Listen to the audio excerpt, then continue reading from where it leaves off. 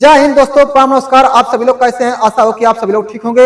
आइए आज हम लोग रेलवे एनटीपीसी 11 फरवरी 2021 के पहले शिफ्ट और दूसरे शिफ्ट में जो भी जीके जीएस से प्रश्न पूछे गए थे उसको हम लोग देख लेते हैं। तो यह आपके लिए मोस्ट इंपोर्टेंट है। मेरे वीडियो को शुरू से लेकर के अंत तक देखिएगा। तो देखिए जीके में पहला प्रश्न क्या पूछा गया था। पहला प्रश्न पूछा गया था यूएनओ के ध्वज में होती हैं किसकी शाखाएं होती हैं। तो यूएनओ के ध्वज में जैतून की शाखाएं होती हैं। जैतून की शाखाएं होती हैं और जैतून शांति का प्रतीक है। यूएनए का फुल फॉर्म क्या होता है? तो यूएनए का फुल फॉर्म होता है यूनाइटेड नेशन ऑर्गेनाइजेशन। इसकी स्थापना कब हुई थी? तो 14 अक्टूबर 1945 को हुई थी। याद रखिएगा। यूएनओ में कुल कितने सदस्य होते हैं? तो 15 सदस्य होते हैं। 5 अस्थायी और 10 अस्थायी होते हैं। याद रखिएगा।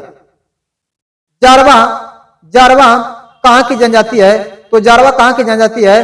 तो जारवा अंडमान और निकोबार द्वीप समूह की जनजाति है। याद रखिएगा। भारत की पहली इंजन रहित रेलगाड़ी का नाम क्या है? तो भारत की पहली इंजन रहित रेलगाड़ी का नाम है वंदे मातरम एक्सप्रेस। वंदे मातरम एक्सप्रेस। कालबेलिया कहाँ का लोक नृत्य है? तो कालबेलिया राजस्थान का लोक नृत्य है। भारत का एकमात्र सक्रिय ज्वालामुखी, उसका नाम क्या है? तो भारत का एकमात्र सक्रिय ज्वालामुखी है बैरन द्वीप। बैरन द्वीप। और यह कहाँ पड़ता है? तो यह पड़ता है अंडमान निकोबार द्वीप में पड़ता है बैरन द्वीप। याद रखिएगा। यह एक सक्रिय ज्वालामुखी है।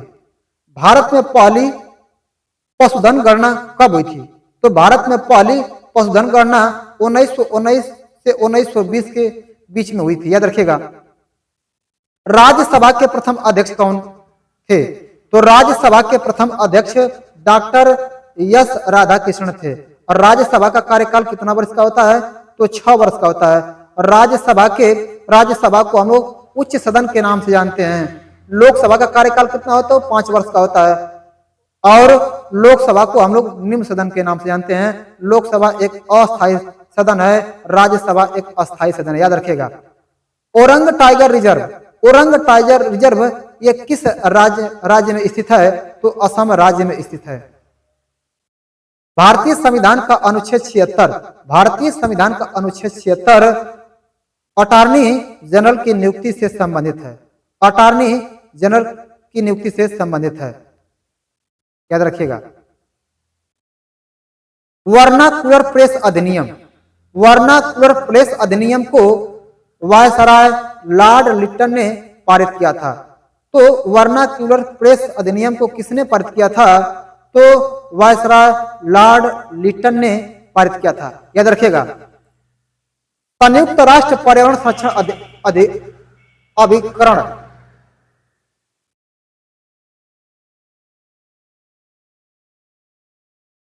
संयुक्त राष्ट्र पर्यावरण संरक्षण अभिकरण की स्थापना दिसंबर 1970 को हुई थी।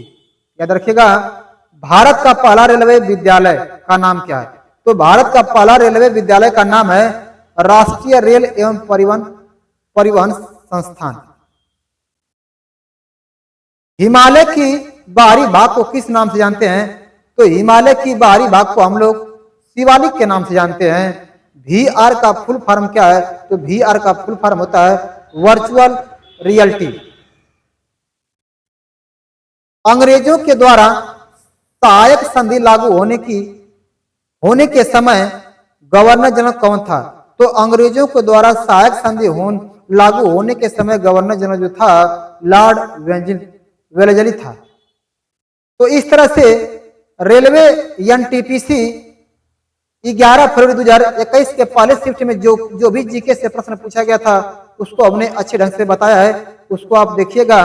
और इस तरह से हम लोग देख लेते हैं रेलवे एनटीपीसी 11 फरवरी 2021 के दूसरे शिफ्ट में जीके जीएस से कैसा प्रश्न पूछा गया था। तो देखिए पहला प्रश्न क्या पूछा गया था। पहला प्रश्न पूछा गया था साइमन कमीशन 3 फरवरी 2028 को भारत आया था। तो साइमन कमीशन कब भारत आया था? तो 3 फरवरी 1928 को आया था। अंग्रेजों ने भारत में राजनीतिक सत्ता कब हासिल की थी? तो अंग्रेजों ने भारत में राजनीतिक सत्ता 1757 को हासिल कर ली थी। वर्ष 1946 में संविधान सभा के अध्यक्ष कौन थे? तो हरेंद्र कुमार मुखर्जी थे। याद रखिएगा। कोणार्क का सूर्य मंदिर उड़ीसा राज्य में स्थित है। ब्रिटिश भारत में प्रथम प्रांतीय चुनाव कब हुआ था? तो ब्रिटिश भारतीय में प्रथम प्रांतीय चुनाव 1937 में हुआ था। प्रोटीन का पाचन किसके द्वारा होता है? तो प्रोटीन का पाचन पेप्सिन एंजाइम्स के द्वारा होता है। भारतीय संविधान के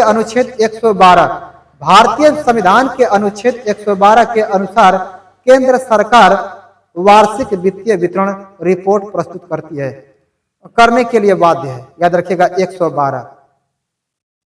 बिग बैंग थ्योरी ब्रह्मांड की उत्पत्ति से संबंधित है। कोबोल भाषा का प्रयोग बिजनेस में होता है। याद रखिएगा। कार्ला गुफा कौन से राज्य में स्थित है? तो कार्ला गुफा महाराष्ट्र राज्य में स्थित है। रत्नावली की रचना किसने किया था? तो रत्नावली की रचना हर्षवर्धन ने किया था।